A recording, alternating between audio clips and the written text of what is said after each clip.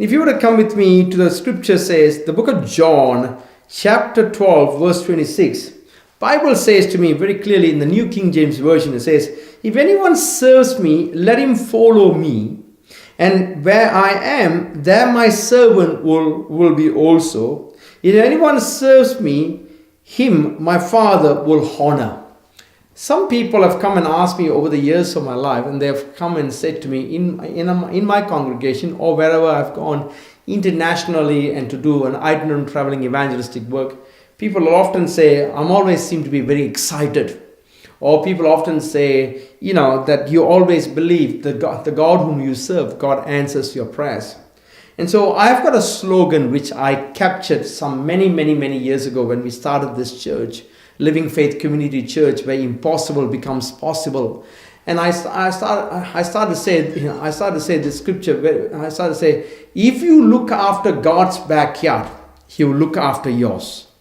If you look after God's backyard, God will look after yours.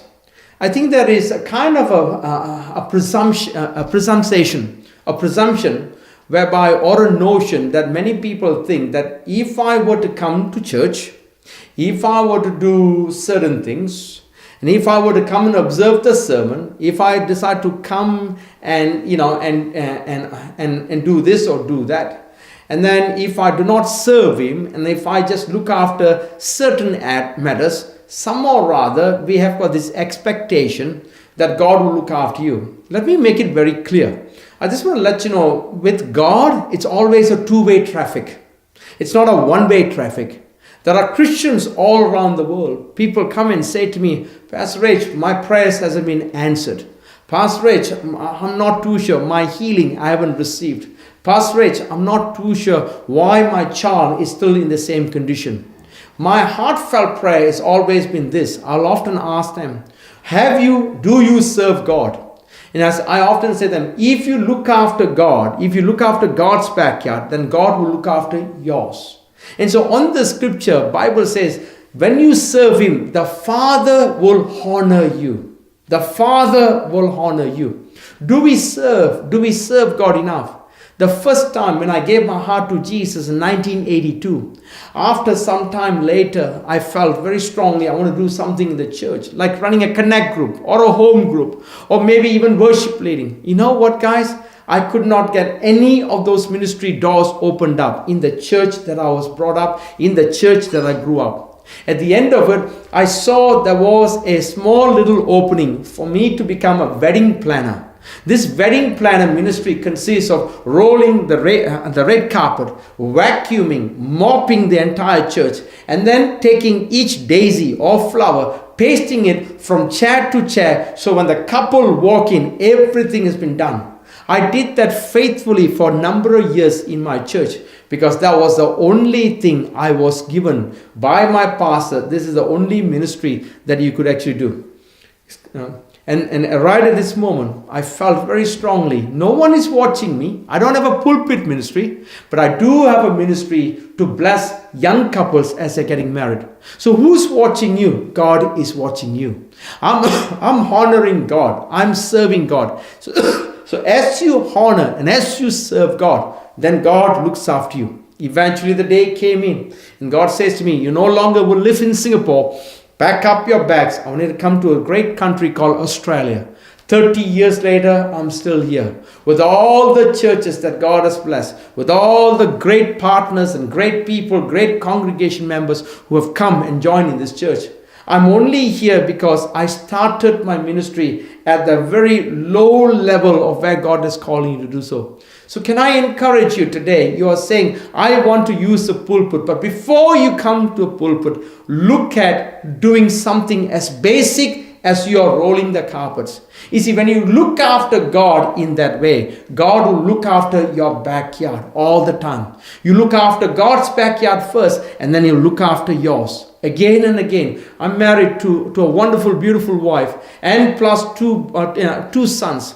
And I know I've got a lot of needs. But every need that I have got right now, I'll often be in the church doing something, doing that. But I do realize at the back of my mind, something is bugging me. Something is disturbing me. I'm not too sure what's going on with Jesse. I'm not too sure what's going on with my wife Karen. I'm not too sure what's going on with my son Joshua. Regardless of they've got their own, they've got their own warfares going through. But I will often say, my Lord, let me serve my people. As I serve your people, I know you will serve my people in my backyard.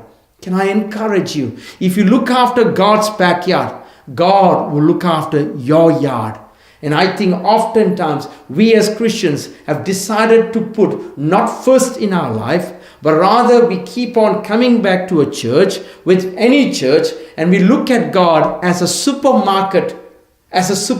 So we are becoming a consumer orientated, and we try to get God answer my prayers. God answer my prayers. But in return, God will ask you, what have you done for me? Where have you gone for me? What sort of ministry could you do? And so if you start to serve God, when you look after God's backyard, God will look after yours. A lot of people miss this blessing, this wonderful, powerful blessing in serving God. Can I encourage you this morning, afternoon or evening, wherever you're listening to me, try to find something. Do you realize in all huge humility before you, I still park cars in this church. Do you realize that? After all these years of ministry, with all the credentials, with all the qualifications, I still park cars with another 3 or 4 different men or 4 different blokes. Every Sunday, I'll still do it. There's more joy for me to park cars than me standing in front of sharing that. Because I like to get cars parked beautifully. And I enjoy every car gets parked, parked in the right place. There's a kind of a satisfaction. I become very happy.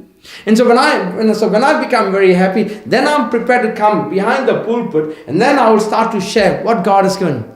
You see, I still want to serve God in the lowest of the lowest level, even though God has escalated me to this level where I am today right now by the grace of God. But I still find a heart of rejoice, a heart of joy where I can still serve God in that parking. As I park, I also do ushering. As I usher, I still speak to people 2, 3, 4, 5 minutes and trying to help them out in their journey with God.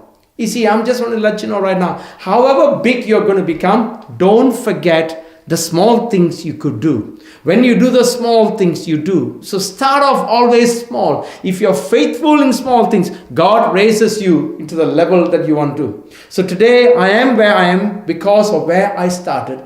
And my heartfelt prayer this morning with you guys is just to make sure God does not work with a one-way traffic. He works with a two-way traffic. You serve Him, you look after Him, you look after His kingdom. The Father in heaven will honor you as He honors you, your yard, your backyard, your problems, your difficulties, your illness, your disease, all of the above, God will heal you. That's simply because you have put God number one. Look after God's backyard, God will look after your yard.